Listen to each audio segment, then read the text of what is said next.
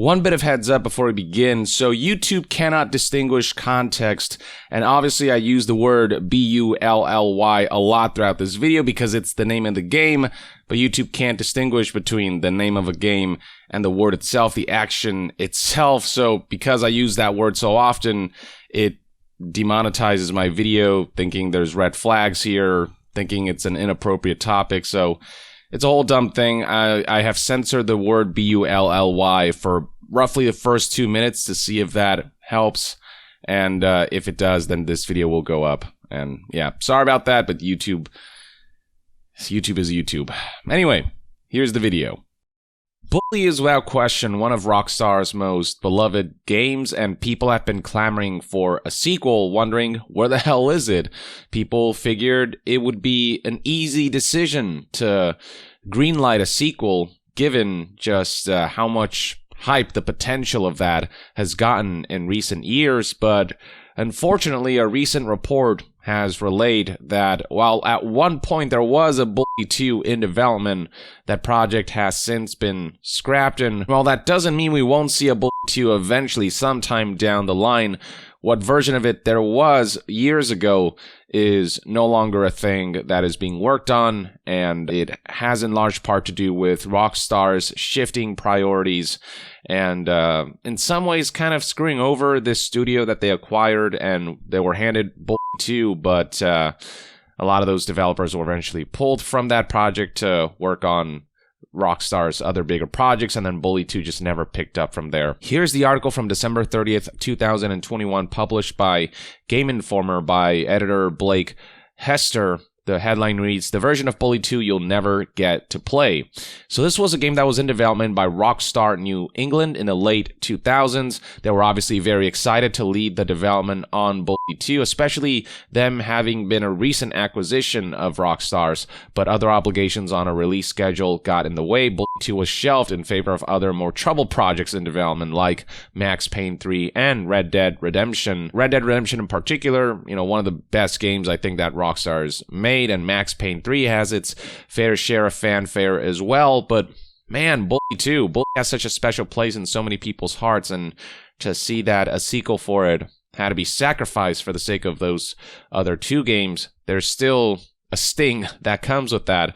There's still the wishful thinking of, what if all three projects could be released? One of Game Informer's sources put the challenges that Rockstar New England faced as follows. Rockstar New England wanted to be sort of the golden child in the Rockstar thing, but it's really hard when Rockstar North was the one that was producing all the golden eggs. Rockstar North being essentially the flagship studio that makes games like Grand Theft Auto. So yeah, that's a basic summary of what transpired, but if you want additional context, you've got information relayed by 5 former employees from Rockstar New England, and it details a project that the studio was really excited for, but the heads at Rockstar, because they decided to prioritize Max Payne 3 and Red Dead Redemption, eventually pulled enough people away from the project that it never gained that traction back, leading to this particular version of Bully 2's demise, untimely demise. So a little bit of history on Rockstar New England. They were once known as MacDoc Software, founded in Andover, Massachusetts in 1999 by former Activision technical director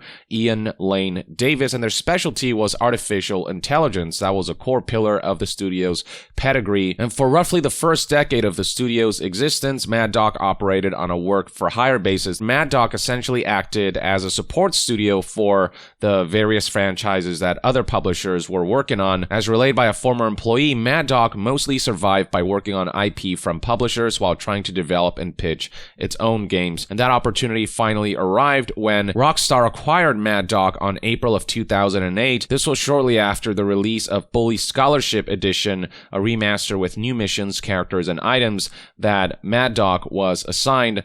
That title released initially on March of 2008 and then a Wii port on October of 2008. 1.5 to 2 years after the October 2006 release of Bully, and after MacDoc's acquisition on April of 2008, they were renamed Rockstar New England, and this was something that developers at MacDoc were really excited about, to be officially a part of the Rockstar conglomerate that has made some of the most renowned AAA games of all time. One source relayed, "I thought it was actually really cool. It's like, hey, Rockstar, I work at Rockstar. People were really in awe of that. I was excited to work on anything that they had. It was almost like a badge of honor to officially be made a Rockstar studio, especially back then. But unfortunately, it wasn't all sunshine and rainbows, as Rockstar's culture began to seep into Mad Dog's, and Mad Dog sort of began to lose its identity. They gradually started to see Mad Dog's workplace culture disappear. Crunch became a more prevalent issue within the studio once it was under the Rockstar banner. And while it was admitted that Mad Dog did have some crunch, it was handled well enough. There was a much better balance between work and life, whereas with Rockstar it seemed like they didn't really care about people's lives outside of game development. And that was a major issue in the past couple of years that has been covered, exposed, and Rockstar has since tried to change their work culture to be less crunch dependent. One of the first red flags happened when Rockstar's former vice president of development, Geronimo Barrera, visited the studio one day, walked around, essentially seeing how everything was functioning. Beyond that, Barrera was there to answer some questions from employees, but the responses he provided left some feeling uneasy about their new employer. And one of the first red flags was when asked about working during the weekends, Geronimo's answer was something to the effect of, well, we don't work every weekend. For example, I'm not working this Saturday, which went to suggest that they'd be working a lot of weekends, maybe not every single weekend of the year, but plenty of them, which went counter to Mad Dog's healthier work and life balance. And speaking of Barrera, you may recall that in 2019, Kotaku detailed Barrera's reputation within Rockstar as abrasive and volatile, and one employee accused Barrera of assault while working at Rockstar, and you can find that article right here, titled "Former Rockstar Designer Says Former Top Executive Groped Him," published on May 28th, 2019, so not that long ago. Given his current reputation following this report, retroactively looking back at this, it's no surprise that people got tons of red flags from him and the responses he's provided and the way he treated his employees. But all of that was outweighed by the developers' excitement to work on the frequent sequel to Bully, to be handed this big franchise that would allow them to finally prove that they've got what it takes to do the Rockstar name proud and to be among the pantheons of great game developers and studios out there. This was all also happening around a time when Rockstar was shifting in their frequency of game releases. Much of the company's early history was spent developing or publishing as many as 9 or 10 new releases a year, including ports, but all of that changed with the highly successful release of the 2008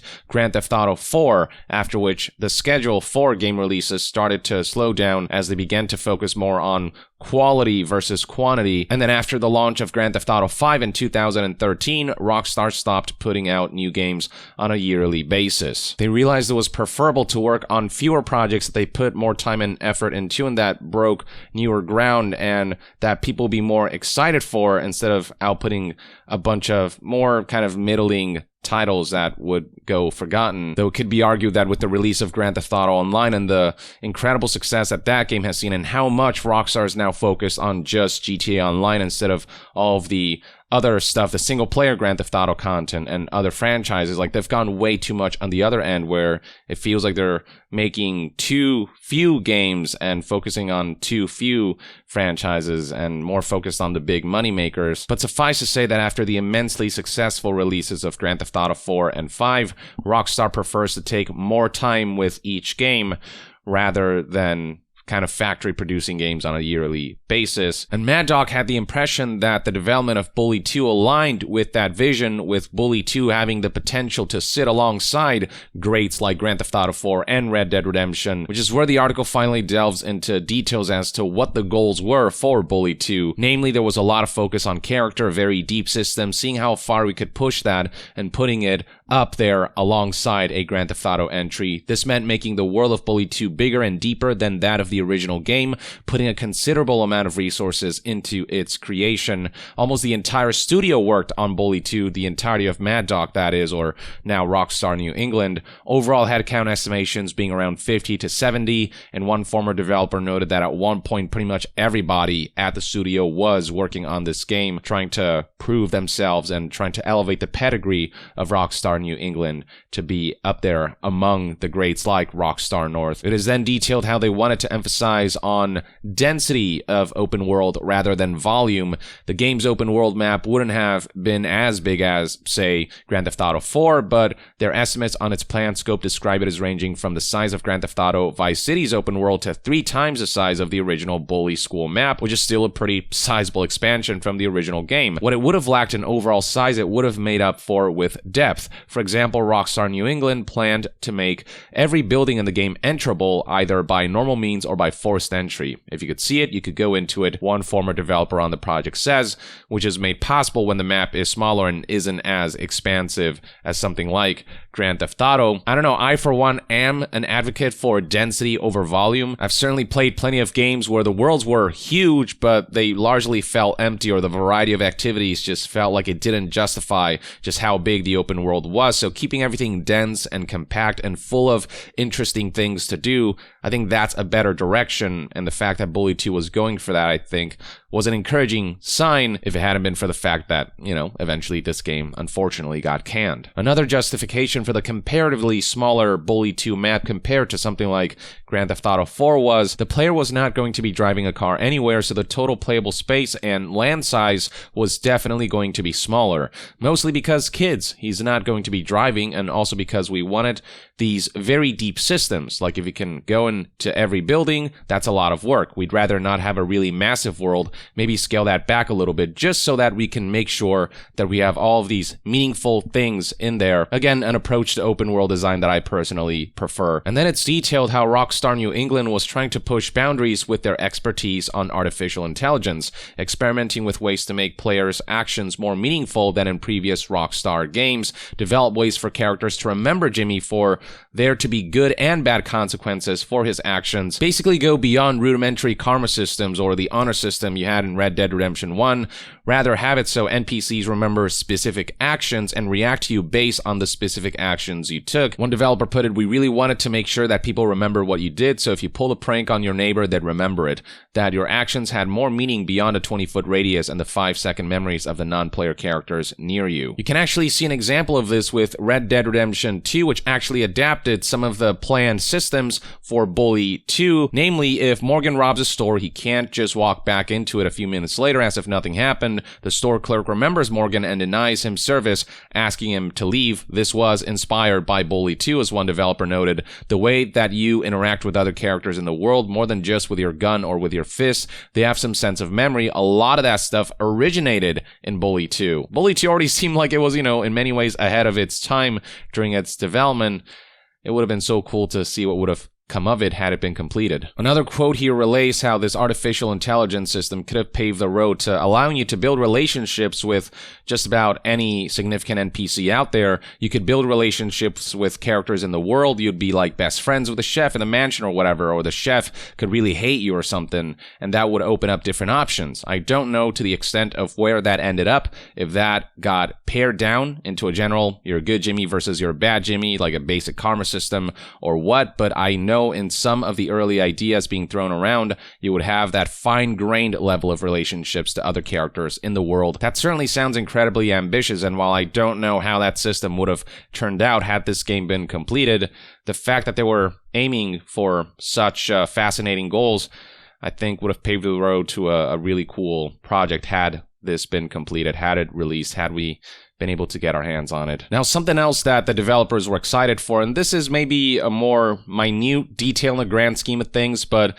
they were working on a progressive grass growing system that would interact with gameplay elements like you being able to partake in jobs like mowing the lawn for money. Grass throughout the world would grow realistically and players could see individual blades. You could go and mow the lawn and then it would actually be lower. You could actually do a job, go back and forth and create lines on people's lawns, that kind of thing. It sounds so silly, but it was something that we were all excited about because of the technology behind it. Yeah, it's important to understand that systems like grass growing naturally over time, like that sounds simple when you just think about it, but when it comes to actually creating the system that paves a road to that thing to happen during a game, it's a lot more complicated. And so the fact that they were paving the road to new technology that would allow for something that, yes, is simple, but, is something that hasn't been done before, you can understand why people who develop these kinds of technologies were pretty pumped to see how this would pan out. Here's another system that Bully 2 paved the road for in future Rockstar's game, a new glass fragmentation system, and this is specifically something you can see in Max Payne 3. They took the Bully 2 system that was being worked on for glass and adapted it to that game. If you've played Max Payne 3 and you shot some glass, instead of just the glass breaking the same way every time,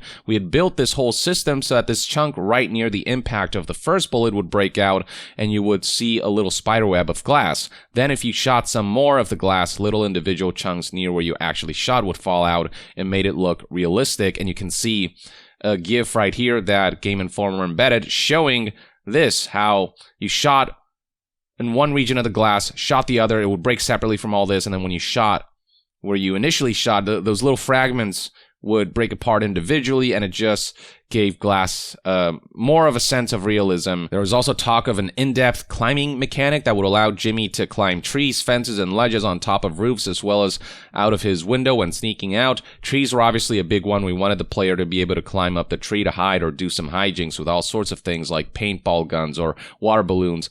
All of that sort of stuff, just essentially making the animations and the flexibility of movement as high as it could go. Never got far enough into development to completely nail this system down, according to 3 former developers on the project, but it was making headway. In fact, Bully 2 had made enough progress that there was a fully playable vertical slice of it. You could run around the world and interact with objects and non-player characters, and there were some missions, such as one involving go-karts, another with a beekeeper, a Camp Krusty style mission, and one that had Jimmy in his underwear, even featuring a crotch bulge. On top of that, a decent amount of progress had been made on other aspects of the game. The team had mapped out all of the terrain. NPCs were walking around doing various day-to-day tasks.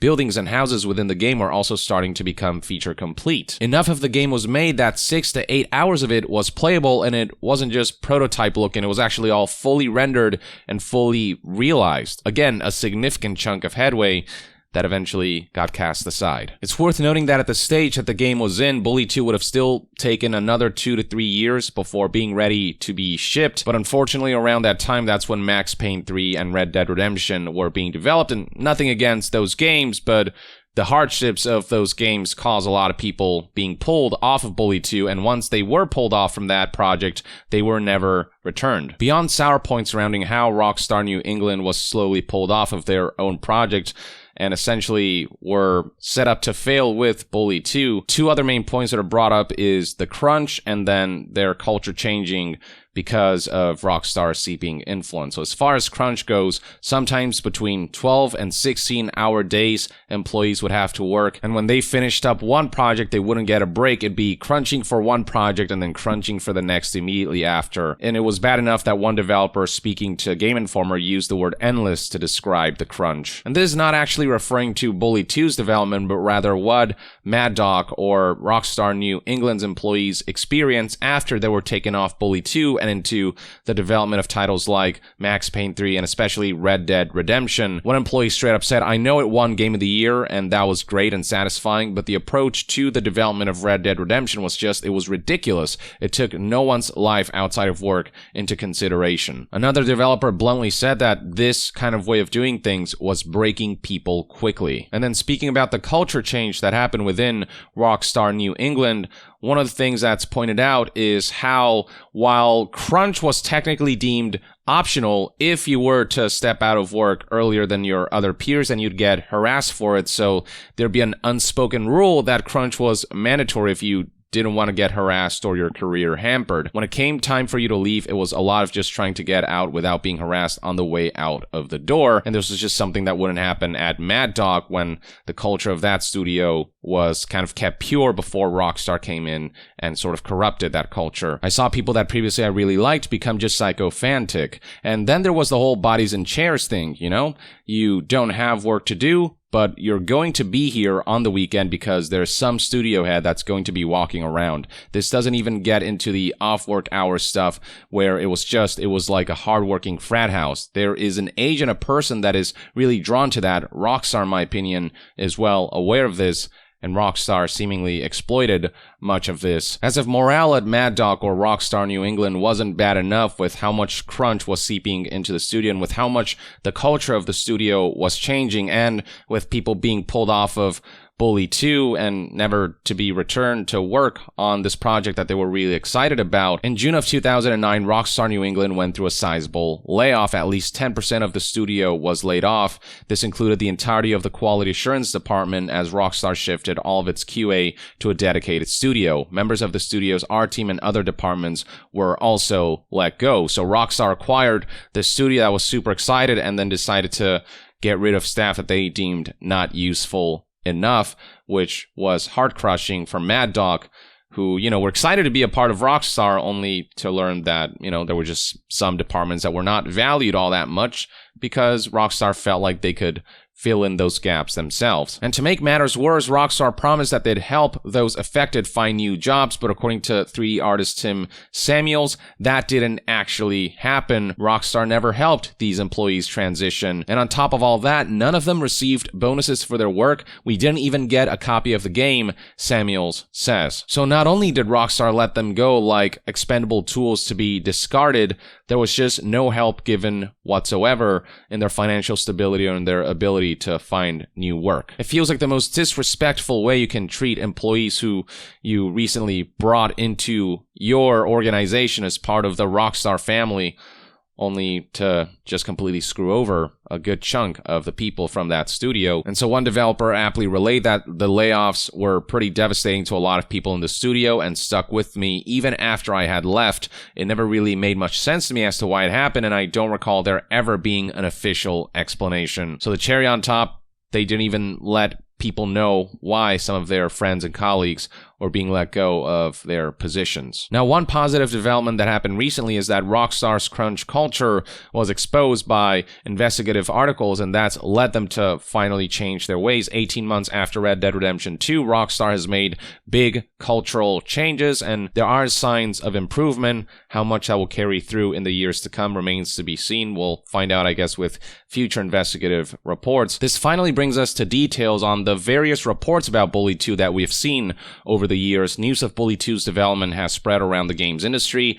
Higher-ups at Rockstar have also talked several times about their interest in the series, and if you want to look into that, there are a number of links here in the Game Informer article that takes you to various interviews regarding Bully 2 and the potential of seeing a release of a sequel for this beloved franchise. And then there's discussion on a small number of reports and leaks about the development of Bully 2 that turns out were real. And you can actually see those from a series of tweets posted by Bully 2 Info published during summer of 2017. So here we have a June 18th, 2017 post. Here we have another one from a little later that day. And then here we have a set of concept art and screenshots from August 13th, 2017. And I'm going to just take you through them real quick. You can really gauge the style that they were going for. Pretty colorful, lots of variety in the kinds of people you get to meet. Here we have more of a rough sketch of that. Next up, we have the visual language of some of the characters, and you can see that they're pretty out there. You can definitely see the kind of influence that they drew.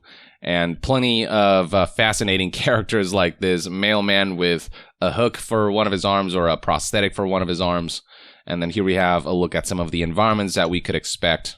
So, yeah, lots of cool imagery that evokes the imagination to run rampant on what this open world could have been like. But yeah, the ultimate culmination of this project was its eventual shelving and cancellation in 2009. Though apparently there is a build that exists within Rockstar New England. One developer says a build of the game still existed at the studio as recently as a few years ago, parts of which were used as reference material for later projects. With two examples being the glass breaking system in Max Payne 3 and then the AI stuff where NPCs remember specific good or bad actions that you did, like how in Red Dead Redemption 2, store clerks will remember if you try to steal from them and will not do business with you. The closing words of this article are comprised of a quote from developers who express just how cool this project could have turned out to be. It was going to be really cool. What we had was pretty amazing, especially given the very short amount of time that we were working on it. It certainly would have been very unique, very interesting, certainly a lot of fun, a lot of cool and interesting mechanics that we were working on that still aren't in other games. It's still a concept, in my opinion, worth exploring, and I think that it would be a missed opportunity for them to let it go forever. You and me and the gaming community at large both, buddy. I would certainly love for this project to one day be revived. And it's probably going to be very different, given that it wouldn't be the same people working on it, I imagine, and it would take a different direction. It'd be a reboot of this project rather than a continuation of what they had going on here, given how long has passed since this concept was shelved and scrapped.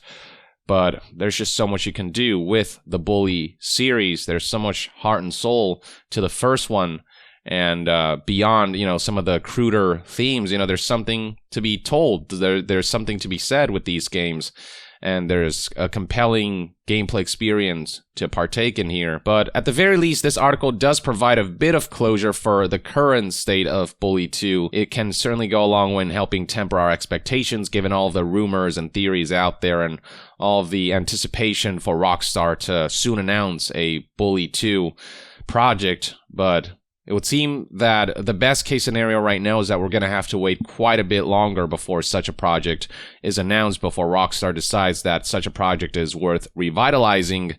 But given the buzz surrounding Bully, anytime news for it crops up, and that goes to suggest that there is demand for it, and Rockstar stands to make a whole lot of money from a project like this if they nail it, if they get it right. Hopefully a Bully sequel isn't too far away from becoming reality. But until we hear more, let me know in the comments below what your thoughts and opinions are on Game Informer's report surrounding Bully 2, what happened with the project, how it kind of fell apart, and how Rockstar treated their new acquisition, Mad Dog, which became Rockstar New England. Share all of your thoughts surrounding this story in the comments below, and to be further updated on all things gaming news, reviews, and discussions, stay tuned right here on Young Yeah. I'll see you guys next time. Young out.